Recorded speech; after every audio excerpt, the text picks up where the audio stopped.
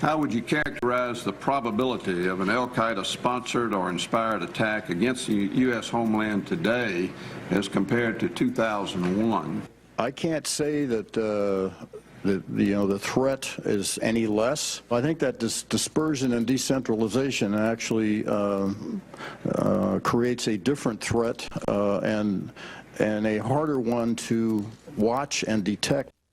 All right, folks, there you go. James Clapper testifying before the Senate last week, kind of flying in the face of everything that we're told by Barack Obama and the administration about al-Qaeda.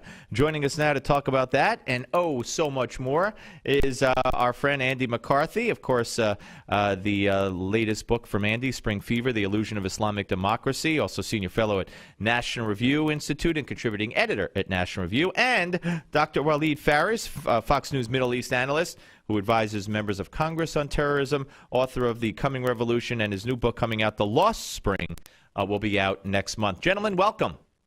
Steve, good to be with you. Hello, Walid. How are you? Walid, do you hear Andy? Does Walid hear me? Okay. Hear both of you. Okay, great. Okay, good. Then we're all on board. I appreciate it. All right, let's start with you, Andy. I don't know if I'm surprised or not by Clapper's answer. I mean, here's a guy who once, I'll be generous and say fibbed to Congress about the NSA program, and now here he is contradicting what the president has had to say about al-Qaeda for some time now.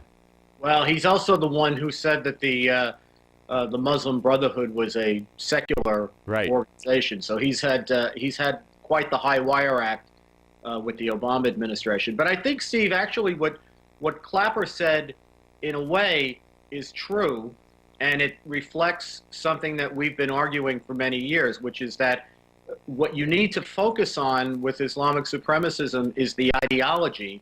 And what the Obama administration has tried to do is miniaturize the threat by focusing on al-Qaeda and then even hyper-focusing on what they call core al-Qaeda, to the point that, basically they say if you're not wearing an al-Qaeda T-shirt while you're blowing up the bridge, you're not a terrorist. You're a lone wolf or whatever. So they've consistently underrated the ideological component of all this, and they've taken a phenomenon which is exactly what al-Qaeda intended when it was designed in the first place, which was to have franchises all over the world operating semi-autonomously. And they've used that actually to suggest that al-Qaeda is smaller and less dangerous, that is, the White House has, when in fact it's probably much more unpredictable and in many ways more dangerous than it's ever been. Walid? Yes, I fully agree. I think that the administration now is dealing with a strategic problem. They have been so badly advised in the sense that they were told, as Andy has argued, that this is not about an ideology, this is about claims, about socioeconomics.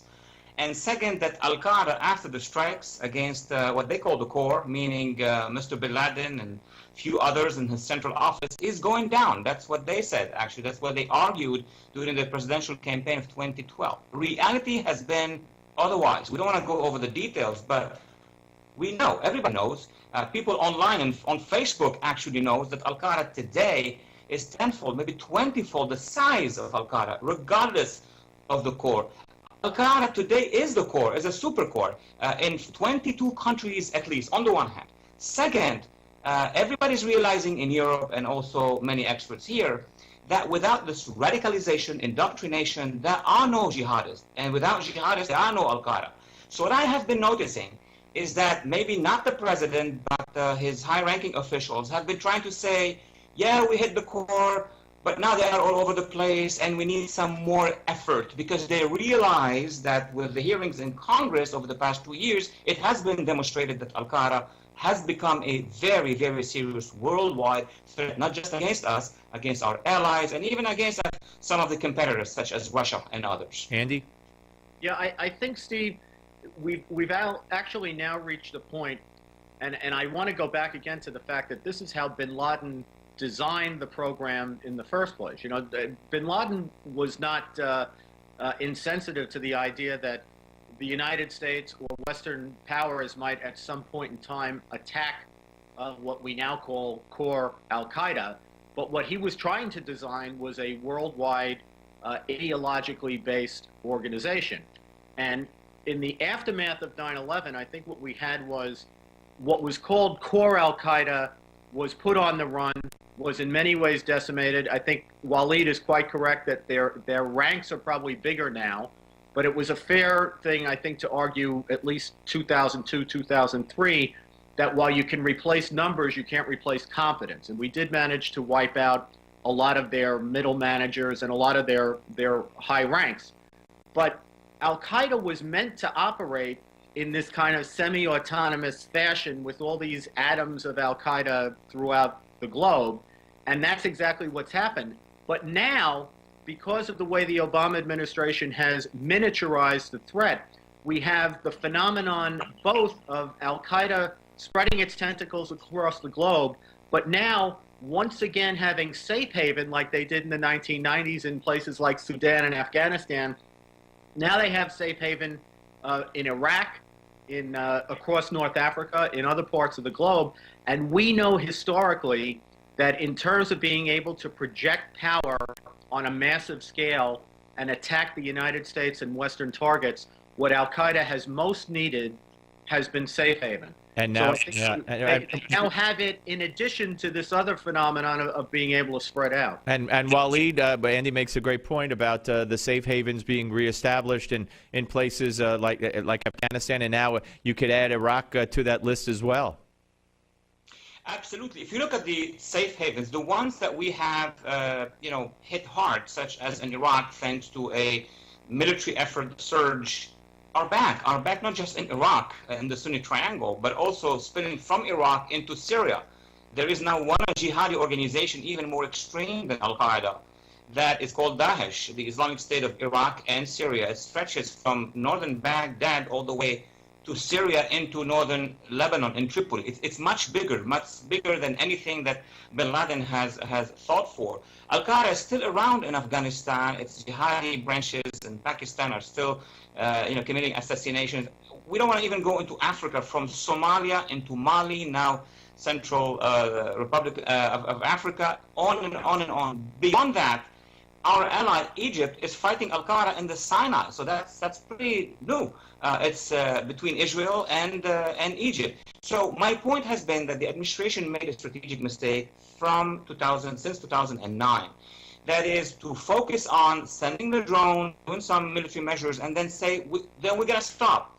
So what we have gained on the ground, we did not funge it, we did not transform it into a ideological victory, because the Obama administration refused, one, to recognize that there is an ideology, and two, it pushed back against any expert, any talent inside the administration and outside it that was warning about the existence of such ideology. All right, gentlemen, I want to let you weigh in on this. There was a story recently about a professor named Emmett Evans. He's a political science teacher at Public University Cal Poly in San Luis Obispo, and he describes Osama bin Laden as a freedom fighter and the U.S. as a neo-colonial power, according to California State University records. In his book that he makes his students read, says that the al-Qaeda movement of Osama bin Laden is one example of an attempt to free a country, in this case Saudi Arabia, from a corrupt and repressive regime propped up by a neo-colonial power, in this case the United States. With this kind of tutoring, it's going to make it that much easier, I guess, for al-Qaeda to do their recruiting. Walid? Look, I mean, I wrote a whole book, The War of Ideas, which basically looked at... All right, I think we lost Walid there for a second. Andy, you want to pick up the mantle here? Yeah, Steve, I would say that must be a pretty moderate observation by that professor out there, because it's precisely what the Muslim Brotherhood said about bin Laden when bin Laden was killed, that he was a great freedom fighter to the extent that he took up arms against the West and the colonialists. That's what the Muslim Brotherhood leadership put out right after bin Laden was killed. And at that point in time, just as I think maybe to a somewhat lesser extent now, but back then the administration was telling us that embracing the Muslim Brotherhood was the way to go because they were moderate. So I guess You know, if this is the kind of signal that your government sends out in the midst of a quote-unquote war against al-Qaeda, it's the sort of nonsense that you would expect to see, you know, peddled in an American classroom. And one other point, the idea of a war against al-Qaeda is still a very important one, and probably more important than we realize. We don't feel like we're on a war footing these days. Right. You know, this phenomenon of al-Qaeda spreading out, the president is saying the war is over, and he's basically winding it down. If the war is over, the laws of war are over, and our ability to conduct these military operations and drone strikes is very much imperiled as a matter of international law. I want to get, Walid, I want to get you in on that, Professor, again. We lost you. Go ahead. Yes, I mean, what I was trying to say is that it's not just this one professor. This is a systemic problem in academia. I've been teaching Middle Eastern studies for over 24 years in this country now. And we've seen something very similar in the discussions of Middle East Studies Association. We've heard similar, not very, identical, but similar thoughts on NPR and C-SPAN. Actually, if you remember in 2009 and 8, or actually in 1998, when al-Qaeda declared, when bin Laden declared his war, the New York Times described bin Laden as a Saudi dissident. So that is telling you that it's not just isolated action. This is basically a systemic problem with our academia. Gentlemen, it was a pleasure, and I look forward to doing it again. Andy McCarthy and Walid Phares, thank you both so much. Thank you for having me. Take care. Okay, folks, very interesting. On the other side of the break, when we continue, we're going to turn our attention to Chris Christie and that New York Times story last week and what it means. And we'll be joined by the one and only Roger Stone right here on the Steve Malzberg Show, Newsmax TV and radio. The